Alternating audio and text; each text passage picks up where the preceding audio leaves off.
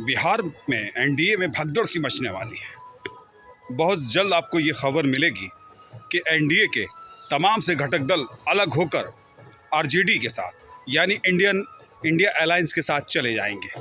और ये इस चीज़ का इसका परीक्षण मात्र मत समझिएगा, बल्कि ये सीधे तौर पर दिखने भी लगा है।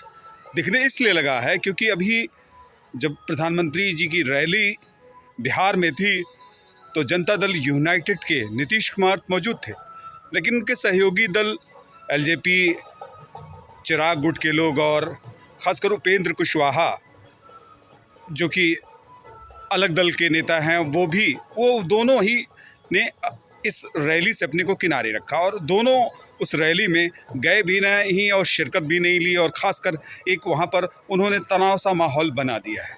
ख़ासकर ये सामने आ रहा है कि जहाँ उपेंद्र कुशवाहा 3 सीटों की मांग कर रहे थे और ख़ासकर रामविलास पासवान के बेटे भी करीब 5 सीटों की मांग कर रहे थे। और जब से जेडीयू आया है वहाँ के गठबंधन में तकरार बढ़ रही है। तकरार इसलिए बढ़ रही है कि नीतीश का जहाँ एजेंडा साफ होता जा रहा है और उन्हें भी लग रहा है कि बीजेपी घुटन की स्थिति में उन्होंने जहाँ 5 सीटें मांगी है उनको कहीं छोटे से बेना निपटा दे। और जहाँ पर उपेंद्र कुशवाहा पहले मजबूत बन रहे थे लेकिन जेडीयू आने के बाद उनको भी कमज़ोर माना जा रहा है।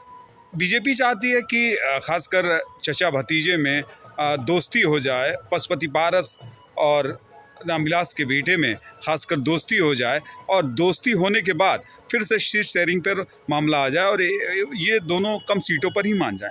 लेकिन ऐसा होने वाला नहीं है। चिराग पशुपति पारस अपने चाचा के साथ जाने वाले नहीं हैं और ख़ासकर इस बात पर इंगित है कि असली वारिस कौन है एलजेपी का। अब असली वारिस की लड़ाई पर दोनों ही अलग मुद्दों पर भटक जाएंगे और शायद दोनों एक होने की कोशिश में बहुत मुश्किल सा माहौल लग रहा है।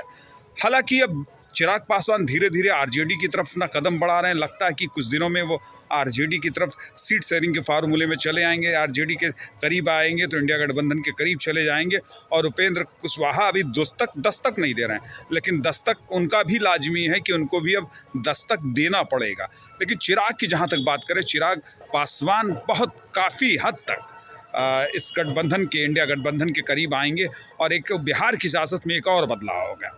हालांकि बिहार में जिस तरह से पॉलिटिक्स उभरी है, तेजस्वी यादव उभर कर सामने आए हैं, इससे यह लगता है कि बिहार की पॉलिटिक्स में तेजस्वी यादव के सामने जो एनडीए है वो एनडीए एकदम अपने को कमज़ोर लाचार महसूस करा। भले उनकी सरकार बनी हो, जिस तरीके से सरकार बनी हो, लेकिन सरकार के साथ जिस तरह से खासकर तेजस्वी यादव ने रैलियां निकाली, अपनी यात्रा की, उससे इस यात्रा से और ख़ासकर जो गांधी मैदान में रैली हुई, इस रैली ने एक बड़ा जवाब दिया है। हालांकि अभी कुछ दिनों की विदेश यात्रा पर नीतीश कुमार जाएंगे, लेकिन ये तय है कि कुछ घटक दल अपना नया हमराह तलाशेंगे और खासकर जिस तरीके से सियासत का एक नया मोड़ आ रहा है, जिस तरीके से सियासत में कुछ नया मोड़ आ रहा है, उससे एनडीए को बहुत तगड़ा झटका लगने वाला है बिहार में।